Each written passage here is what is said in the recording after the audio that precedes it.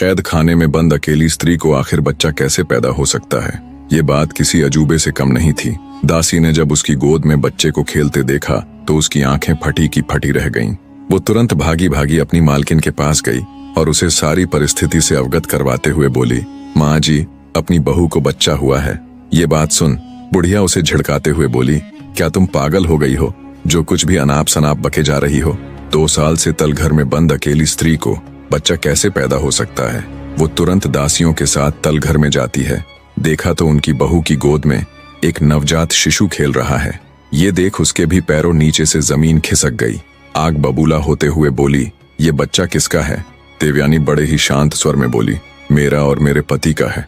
ये बात सुनते ही उसकी सासू माँ के गुस्से का ठिकाना ना रहा। बोली, नीच, उल्टा, मेरा बेटा तो कभी झांकने भी नहीं आया तल घर में, जो तू उसे इस बच्चे का बाप बता रही है। देवयानी बोली, माँ जी, कुछ भी कहने से पहले आप एक बार उन्हें बुला तो दीजिए। एक बार वो कह दे कि वो मुझसे कभी नहीं मिले।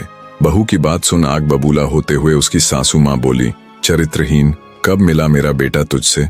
पता नहीं किसका पाप मेरे बेटे की सिर मड़ रही है। लगता है ये दासियां भी तुझसे मिली हुई है। लगता है यहाँ कोई गैर पुरुष आता रहा है। इतना कहते हुए बुढ़िया ने उसे घर से निकाल दिया। देवयानी रोती गिड़गिड़ाती रही, पर उन्होंने उसकी एक न सुनी।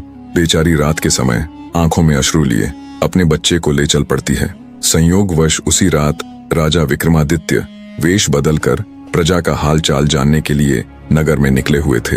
उन्होंने जब रोती हुई अकेली स्त्री को देखा तो वो उसके पास गए और उससे रोने का कारण पूछा, पर देवयानी ने अपने ससुराल की बदनामी के डर से उन्हें कुछ न बताया।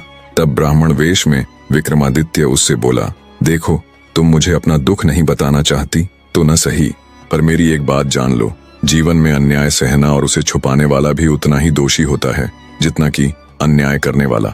अगर तुम मेरी बात मानो तो तुम्हें राजा विक्रमादित्य के पास जाना चाहिए। वो बड़े न्यायकारी राजा है और एक राजा भी पिता के ही समान होता है। वो अवश्य ही तुम्हारा कष्ट दूर करेंगे। इतना कहकर राजा विक्रमादित्य देवयानी को उसके पिता के घर छोड़ देते हैं। देवयानी को ब्राह्मण यानी विक्रमादित्य की बात खटक गई। उसने सोचा कि आखिर कब तक वो इस अन्याय को सहती रहेगी।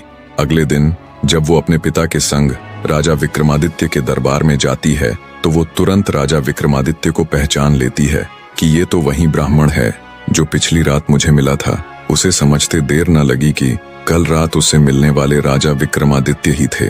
वो निश्चिंत हो अपनी पूरी व्यथा राजा विक्रमादित्य के आगे कह सुनाती है। सारी बात सुन राजा विक्रमादित्य कुछ देर सोच में पड़ जाते हैं। फिर कहते हैं, तुम्हारे साथ कल इतना सब हुआ, तब तुम्हारा पति कहाँ था? घर में इतना हो हल्ला होने के बाद तो उसे जरूर आना चाहिए था।